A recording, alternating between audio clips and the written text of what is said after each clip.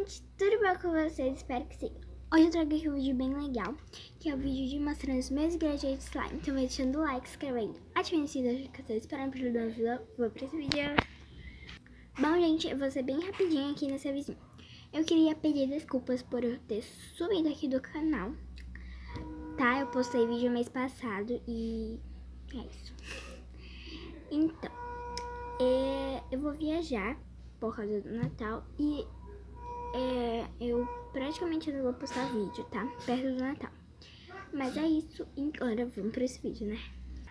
Bom, gente, eu vou começar pela cola. Eu tenho cola, gente, de 1 quilo, que eu sempre compro em 1 quilo, tá? De 1 quilo ou meio quilo, ou meia grama, ou meio quilo. Ó, 1 quilo é da marca Léo e Léo, eu tirei, mas é da marca Léo e Léo. Se vocês ficarem ouvindo barulho, ignora. Ela é de 1 quilo, gente, parece ser bem pequenininha, mas não é. Ela tá bem aqui, ó. Gente, eu tô quase acabando essa cola. E é isso. A próxima coisa, eu tenho ativador, tá? Que é uma coisa bem óbvia.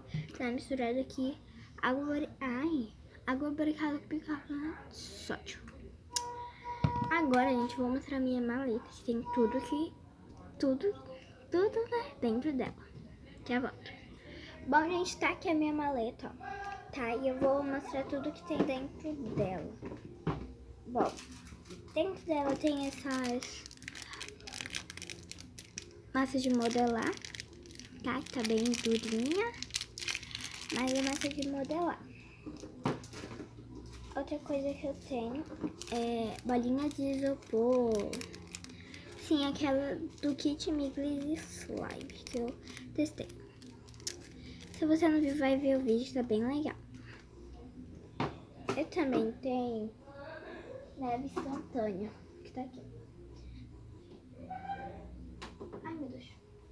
Aqui, ó. Neve instantânea, Miglis Slime.